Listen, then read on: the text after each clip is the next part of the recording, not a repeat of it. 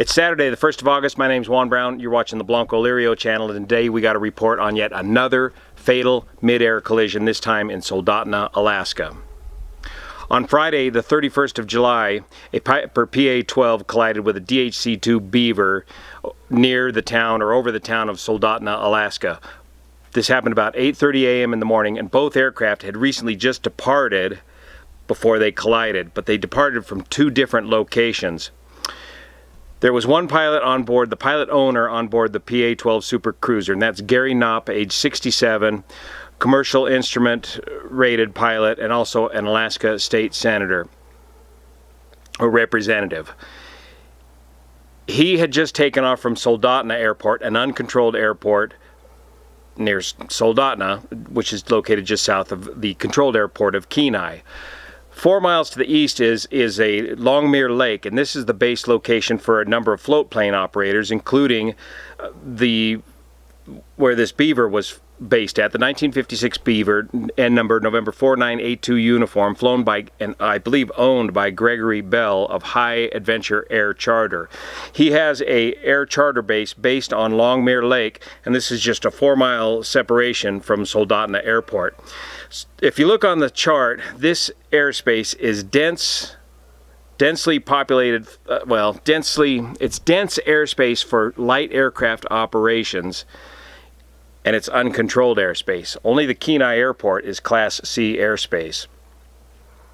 So I got a question for you guys that live in the local area there. Soldotna Airport, it appears to me, has a common traffic advisory frequency of 122.5, and you guys operating float planes off the lakes, what frequency are you on? 122.9? And what do you do for cross communication?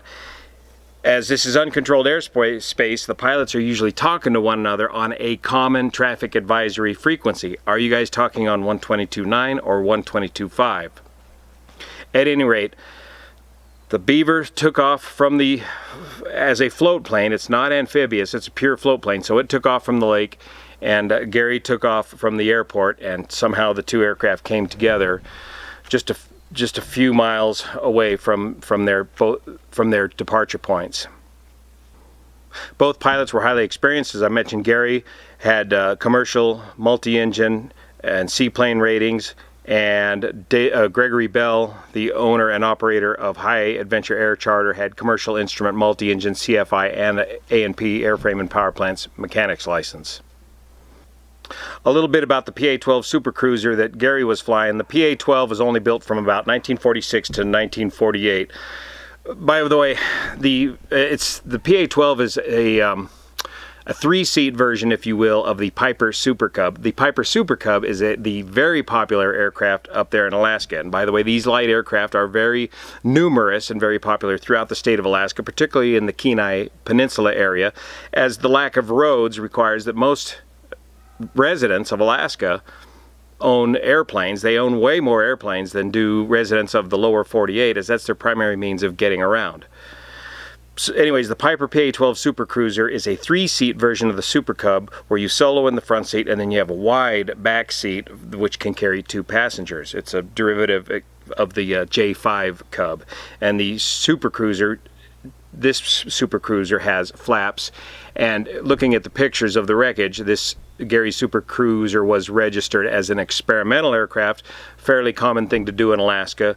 To avoid having to stick to the original type certificate rating of the aircraft, you can modify the aircraft more freely under an experimental rating.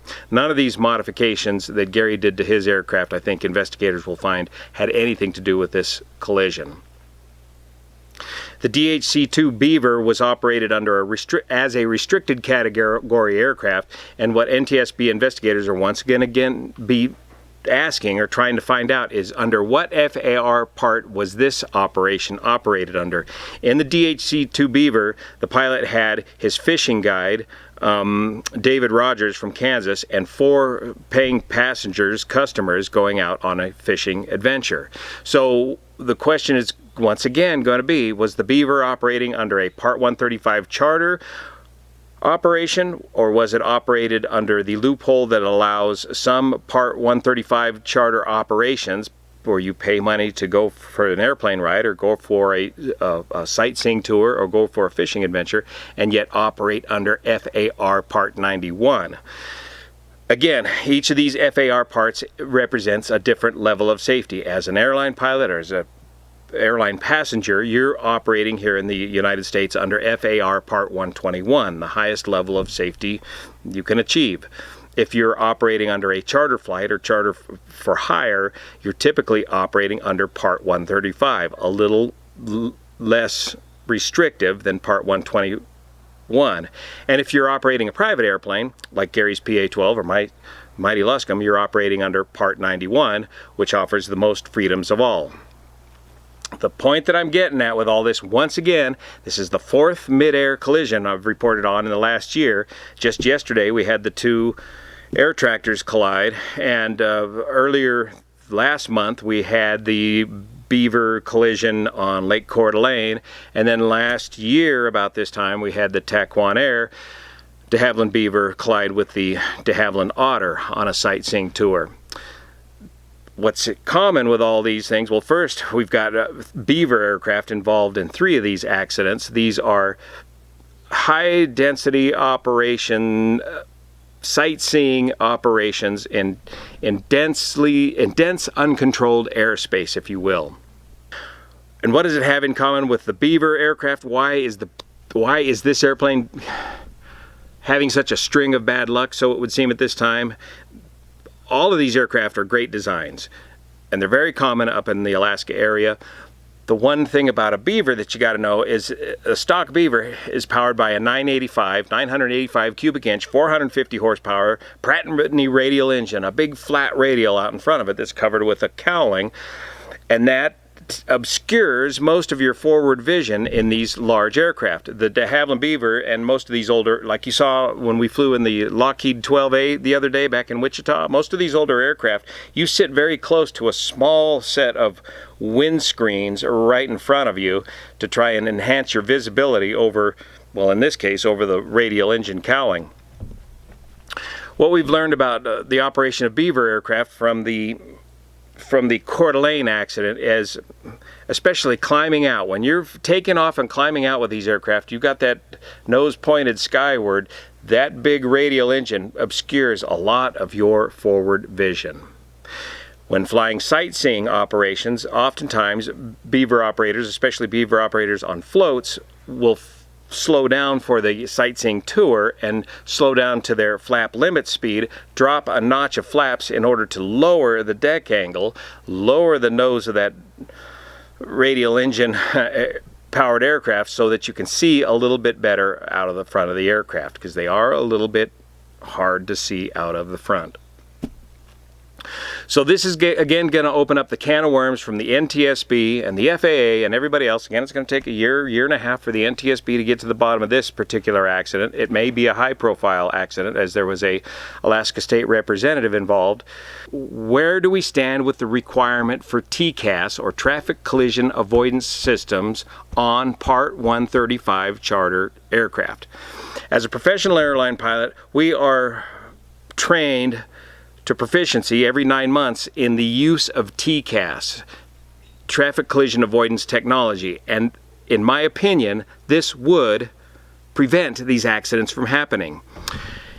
Despite the howls of protest we get from people that have no experience with TCAS, because it is expensive, it's at least a $15,000 piece of avionics you got to add to your aircraft.